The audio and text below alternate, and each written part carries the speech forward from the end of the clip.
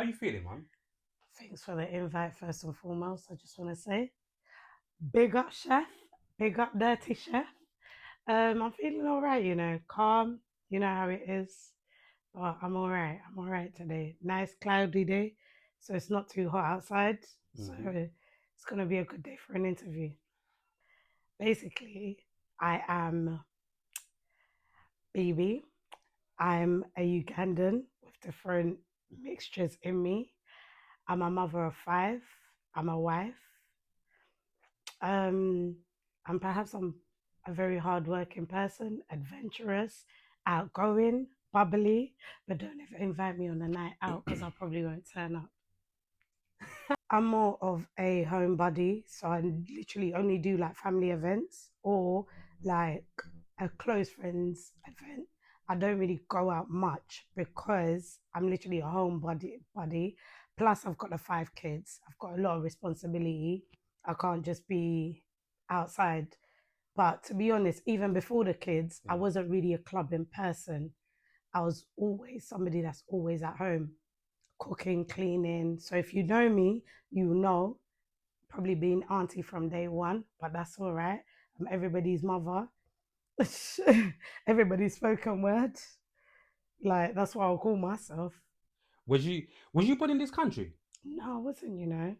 Okay, so what are like your earliest like memories when you came to the UK? What are some of your earliest memories that you can remember when you first came to the UK? Um, do you know what? I guess maybe seeing prawns for the first time. Obviously, where I'm from, I'm Ugandan. So like we're not really seafood, like we don't really eat seafood. Yeah. So seeing prawns for the first time has stuck with me. And it happens to be obviously I've got an allergy to them, but at that time I didn't even know because I was like, what are those things that look like ears? I literally used to think that prawns were like not being racist, but I thought it was a white man's ear. Oh, raw. Yeah. That's the first. Yeah. Yeah. So So that's what? literally it. So when you ate the prawns, what did you start getting like? Did you start getting like an allergy? Like, did you get like a reaction basically from them? Funny enough, like my body told me that I shouldn't eat them. So I literally didn't even try them. I looked at them and I was like, I can't eat ears in it. Yeah. Like Yeah. I was like, no. So I've literally discovered later on that I had an allergy to prawns. I never knew. Okay. Yeah, sorry about the husky voice. Nah, you're It's a good. natural voice. You're good. For you, what does being a Muslim woman mean to you? I feel like religion's a big topic for me. Like, I'm not gonna lie to you because I'm I believe obviously I'm a Muslim, but I also believe in the culture side of things. So I'm like I'm a Muslim and Hmm. I understand my duties as a Muslim.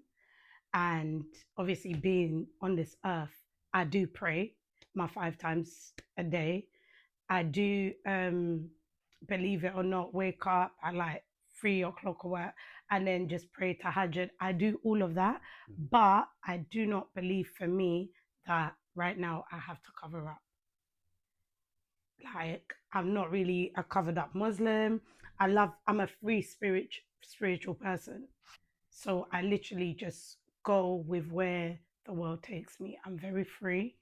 And I don't believe that you should feel that you should change yourself till you're actually ready to be like to walk into like the Islamic laws, for example. So obviously a lot of people ain't gonna like this, but I mean, it is what it is. Like, that's just my opinion of things about being a Muslim. I don't believe like I should cover up right now. I love myself, and I guess I have to learn to love myself in a hijab, which I also do, by the way, because I think I look very beautiful. Um, so like, I just it's time in it. It's time, but culture plays more of a role for me. Yeah. Yeah. For me, one thing I don't really like, I wouldn't say not like, but one thing I don't understand till this day about you know, and this goes with different religions, isn't it? Yeah. Like there's so many people who feel like just because they're at where they are, just because they cover up, or just because they are, you know, at more advanced, you know, place than you, like in religion, some people feel like you should be there as well. But I feel like some people forget that, you know, all of us are going through, like I always say this, all of us are going through our own personal journeys. Exactly. And, you know, for example, like me and you, we might be going to a place, but I might get to that place before you, or you might get to that Exactly. place before me. You get what I'm trying to say? Precisely. And Yeah. even with you, like, have you ever covered up before, like in terms of like wearing a hijab and whatnot? Yeah, do you know what I have? And it's like if you go through my Facebook, my Instagram, everything, you see that this is something I do practice, but it's not something that, for me personally, I feel like everybody's journey is their journey. My journey is mine, and only Allah can judge me. Absolutely. Like me walking my journey. So I feel like a lot of people that believe that they are better Muslims, more times they're probably doing the most out like behind closed doors. Whereas somebody like me, I could probably be practicing, but just not covering up. So that's the only thing that perhaps I lack as a Muslim. But everything else, I tick the boxes. Yeah. Nobody can actually tell you about your journey. Yeah. They can only advise you. And Yeah. I feel like a lot of people don't advise, but they want to now criticize you. They want to judge you. They want you to understand their way. But we also have to understand that we weren't there when the book was written. So that's my thing. Do you know what I mean? Like we weren't there. So there's a lot of things about religion that has changed a lot, like from centuries and centuries ago. Yeah, that we don't know about. But today, obviously living in a society that we do live in, yeah, you can't, the self-discipline is harder. Do you get what I'm saying? For example, I know a person that literally didn't want their husband to see watch TV, because if a woman was on TV, that means he was cheating. Do you get what I'm trying to say? But for me, I see that as something stupid. But that's their journey. Yeah. And I can't blame them for the way that they literally want to walk that path to Allah. It's their journey. I'm not gonna lie, that made me laugh. What the fuck? You can't. What? There's people actually like. There's Yeah. people like that in the world. Wow. Like literally, it's for them. Yeah. If their husband sees a woman on TV, he's cheating because the dean says A, B, C, and D in their head. Yeah. Do you know what I mean? Yeah. You know how crazy that sounds? Do you know what? Alhamdulillah. I always say Alhamdulillah for my life. Alhamdulillah for waking up this morning. Alhamdulillah for my kids, my husband. I'm blessed enough to have my two parents still alive, still helping me. Because a lot of people have gone through a journey in life where they don't have that family background. But as you know, we've got the family background. Do you know what I mean? Even if it's just friends or relatives, we've always got that solid background. And I have to give it to the Ugandan community for that, because I feel like they raised us as a whole village. So we learned a lot from others. We weren't really, where we were judged, don't get it twisted. We were judged, but we learned a lot from our elders. So I feel like for me, when I look at my life, I always think back that when I was younger, my dad used to say to me, where do you see yourself in 10 years? Where do you see yourself in 5 years? The decision you make today is going to literally, you're not going to see it for today, you're going to see it in 5 years. So, like, I'll give you an example. I had my first child at 20. People looked at me like, why would you have a child so young?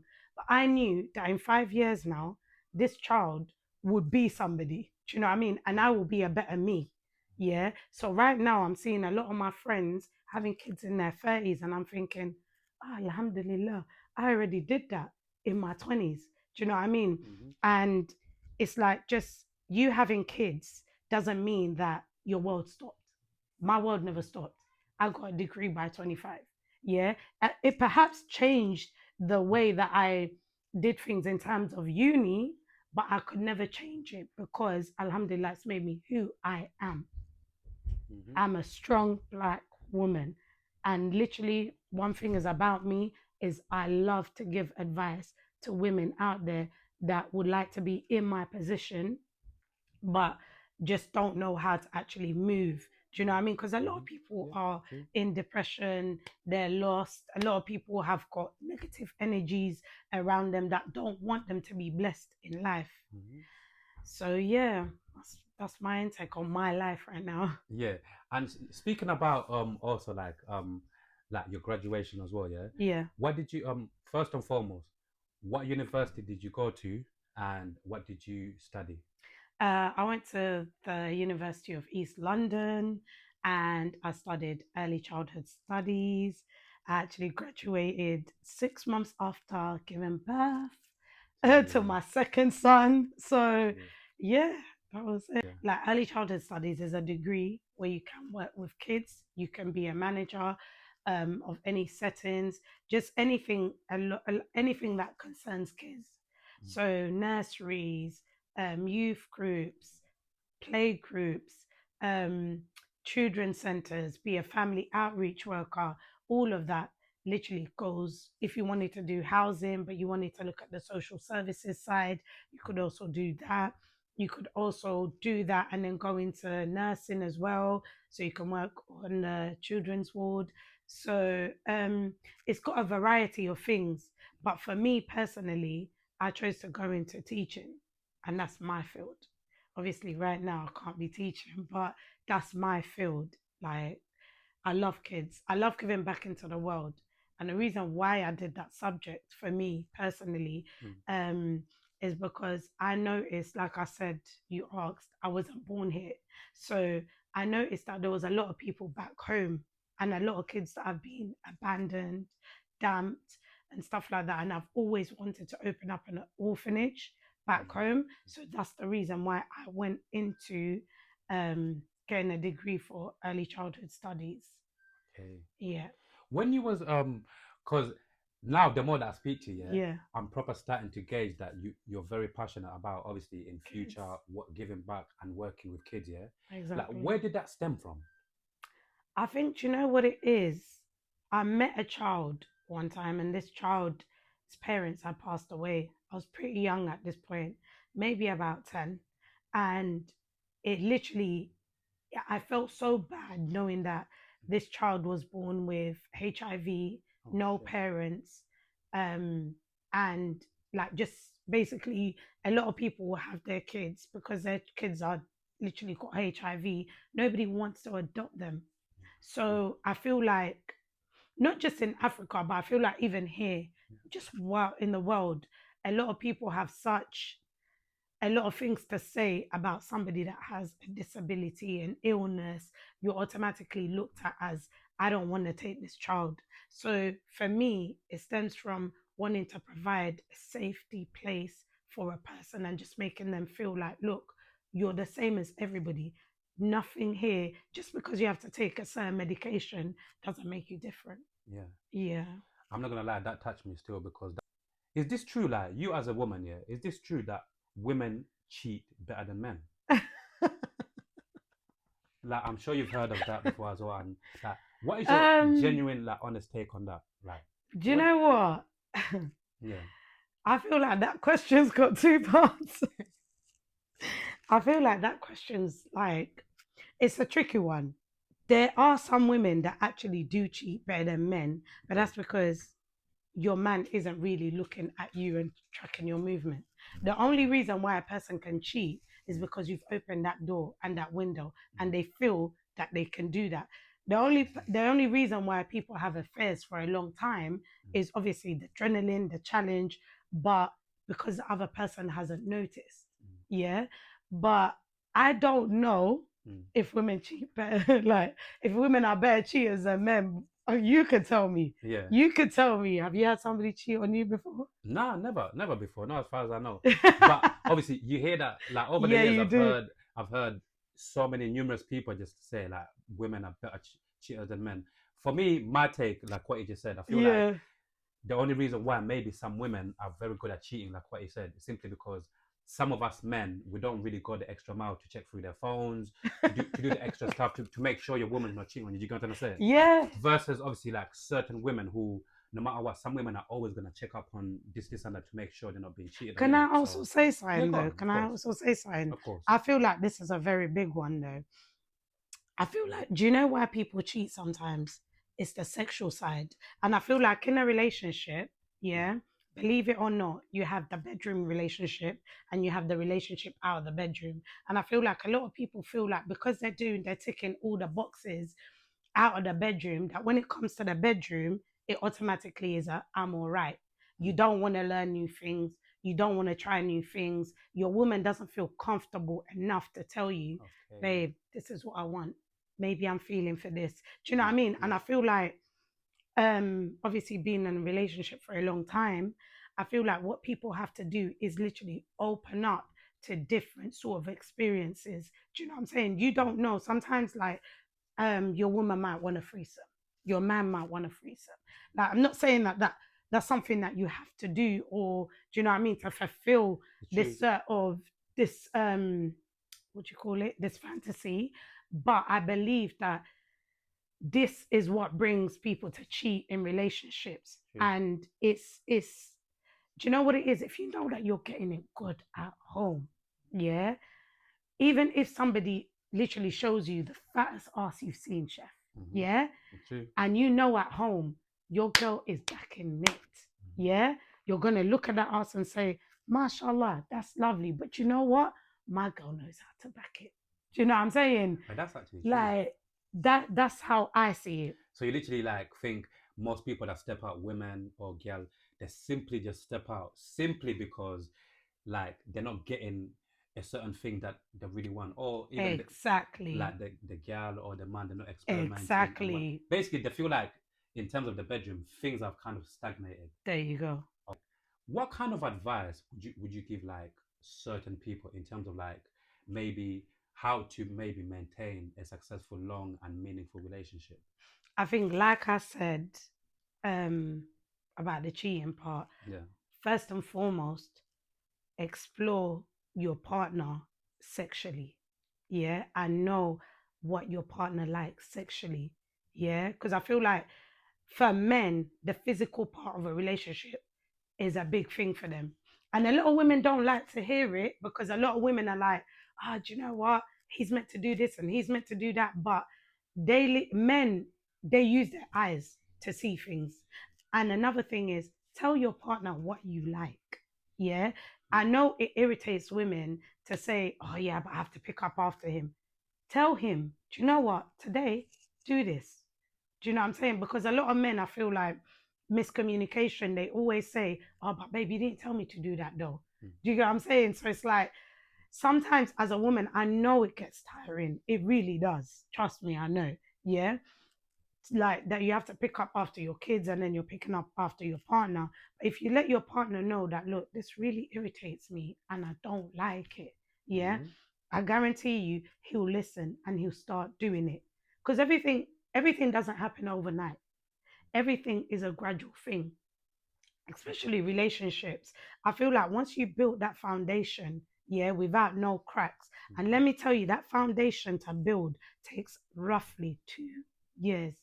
Don't let nobody lie to you that, yeah, you know what, I met him and now we're married and it's been 2 years and like everything is fine or merry. No, we all argue in relationships.